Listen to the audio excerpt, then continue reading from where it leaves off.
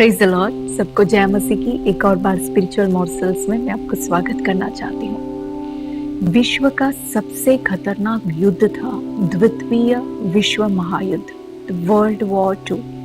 ये शुरू 1939 में हुआ था और ख़त्म हुआ था 1945 में। 1944 में जापान ने अपने इंटेलिजेंस ऑफिसर हीरो ओनोडा को फिलीपींस में भेजा जापान के लिए युद्ध करने के लिए। और ये व्यक्ति फिलीपींस के घने जंगलों में तब से लेकर जापान के लिए युद्ध कर रहा है। लेकिन अगस्त महीने 1945 में जापान ने सरेंडर किया और महाविश्व युद्ध वहां पे समाप्त हो गया।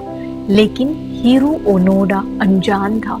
उसे लगा महाविश्व युद्ध अभी भी चल रहा है, वो विश्व महायुद्ध लड़ रहा है सोचते हुए वहीं पे वो फिलीपींस के जंगलों में कंटिन्यू किया। कब तक? 29 वर्ष तक। 29 वर्ष के बाद 1974 में जापान ने स्पेशली उसको वहां से छुड़ाकर बाहर निकाला। तब उसे पता चला कि मैं एक ऐसा युद्ध लड़ रहा था जो था ही नहीं। उसके जीवन के 29 वर्ष उसने गंवा दिए। जब हम उसकी कहानी सुनते हैं तो हमें दुख होता है। हम सोचते हैं इस इंसान के साथ क्यों ऐसे हुआ। लेकिन हमें से अनेक लोगों के जीवन में यही होता है। हम अनेक बार इस बात के अनजान होते हैं कि हम मसीह में कौन है, हमारे पास मसीह में हमारा पोजीशन क्या है।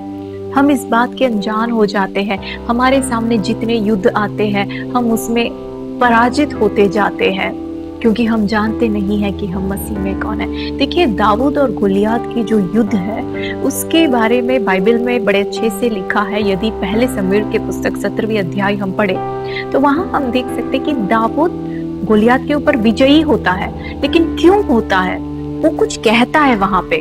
उस अध्याय में जब हम पढ़ेंगे तो हम देख पाते हैं कि दाऊद उस फलिश्ती को देखकर, गोलियात को देखकर कहता है, ये खतना रहित फलिश्ती कौन है?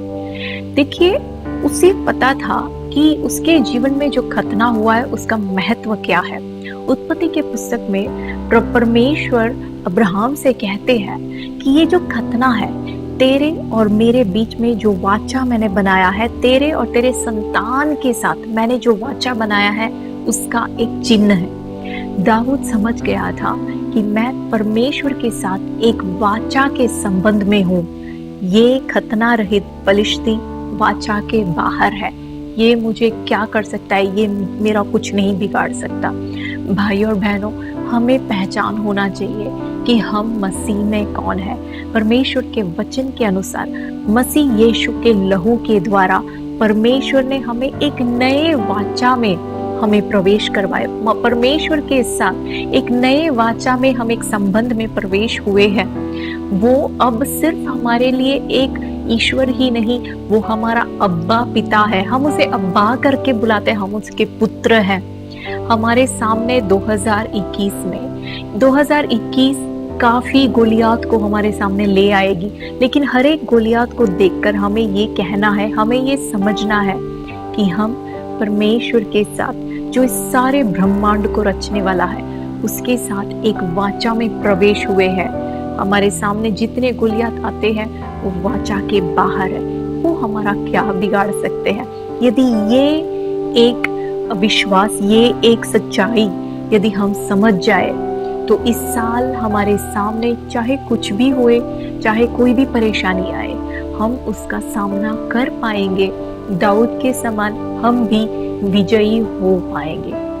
मैं आशा रखती हूँ और प्रार्थना करती हूँ कि ये साल 2021 परमेश्वर आप सबको एक विजयी जीवन बिताने में मदद करे, ये समझते हुए कि हम मसीह में कौन है, हमारा पोजीशन मसीह में क्या है और हमारा शत्रु कौन है। इस बात को, इस ज्ञान के साथ हम आगे बढ़े। प्रभु आपके साथ रहे।